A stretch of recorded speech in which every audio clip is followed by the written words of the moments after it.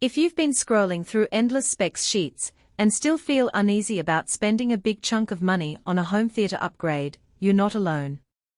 Most of us want a setup that just works: clear dialogue, punchy bass, and a soundstage that fills the room without having to become an audio engineer. The fear of ending up with a soundbar that sounds good in a demo but falls flat on a Friday night movie is real, and the price tag makes the stakes feel even higher. Link is in the description if you want to check the product details on Amazon. The combo I'm looking at today pairs LG's 65-inch QNED Evo TV with JBL's Bar 700 MK2 soundbar, complete with a wireless subwoofer and Dolby Atmos Passthrough. It's marketed as a one-stop solution for anyone who wants a big screen 4K picture plus immersive sound without juggling separate components. Let's break down whether it actually delivers on that promise in everyday use, and who should consider pressing buy versus who might be better off looking elsewhere. First off, the TV itself isn't the star of this review, but it does matter because the soundbar's performance hinges on the TV's audio output capabilities. LG's Alpha 8 AI processor Gen 2 handles upscaling and HDR, but the real hook for the soundbar is the built-in Dolby Atmos pass-through. In my testing, the TV reliably sent a clean, uncompressed bitstream to the Bar 700 MK2, which means the soundbar can do its job without the TV color grading the audio. If you're watching a Netflix original that's been mixed for Atmos, you'll hear the intended height cues. If you're streaming a standard 5.1 mix, the Bar 700 MK2 still creates a convincing surround illusion using its upward-firing drivers. Dialogue clarity is often the make-or-break factor for soundbars, especially in shows with rapid back-and-forth banter.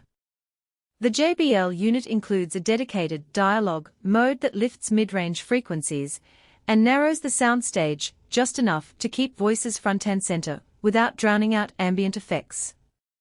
In a season of a political drama with overlapping conversations, I noticed a marked improvement over my old stereo bar. Characters were easier to follow, and I didn't have to keep turning up the volume to catch whispers. That said, the mode isn't a magic button. If you watch a movie with heavy background scores, the dialogue boost can make the music feel a little recessed. Bass performance is where the wireless subwoofer shows its value. The Bar 700 MK2 ships with a compact 6-inch sub that can be placed anywhere in the room, and its adaptive bass technology adjusts output based on the room's acoustics. In a medium-sized living room, about 300 square feet, the sub delivered enough thump to feel the impact of explosions in an action flick, yet it never overpowers the mids, which is a common complaint with cheaper units. If your space is a small apartment or a bedroom, you might find the bass a touch too aggressive, and the sub's low-frequency rumble could bleed through walls. In those cases, turning the sub volume down a notch restores balance without losing the sense of depth. Surround effect is another practical consideration. The Bar 700 MK2 relies on virtual surround rather than discrete rear speakers, using phase-shifted sound and the upward-firing drivers to simulate height. In a darkened room with the TV at the front, I could tell the difference between a left-to-right chase scene and a simple stereo spread. Sounds seemed to move around me, and the overhead effects in a sci-fi movie added a subtle sense of immersion. However, it's not a true 7.1 setup, so if you're a cinephile who expects the full overhead channel separation you'd get from a dedicated Atmos speaker array, this will feel like a step down. For most families and casual gamers, the virtual surround is more than enough to make a movie night feel upgraded. Room size compatibility is tied to the sub's output and the soundbar's dispersion pattern. The unit is tuned for average living rooms, and the manufacturer suggests keeping the TV at a distance of roughly 1.5 to 2.5 times the screen width for optimal sound imaging. In my setup, the TV sat about 9 feet away, which matched the sweet spot. If your viewing distance is significantly shorter, say, a home theater bench only 5 feet away, the sound can become a bit boxy, and the bass may feel less defined. Conversely, in a larger den, over 500 square feet, you'll notice a dip in volume and detail, and you might need to raise the overall level, or add a second sub to fill the space.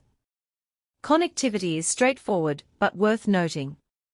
The Bar 700 MK2 uses a single HDMI ARC/EARC port for both video return and audio pass-through, meaning you only need one cable between the TV and the soundbar.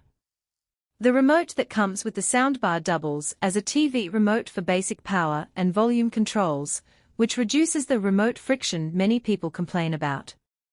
I didn't encounter any lag when syncing the TV's picture with the bar's audio, even during fast-paced gaming sessions. Bluetooth streaming works fine for casual music from a phone, but the latency isn't low enough for synced video playback, so I stick to HDMI for anything visual.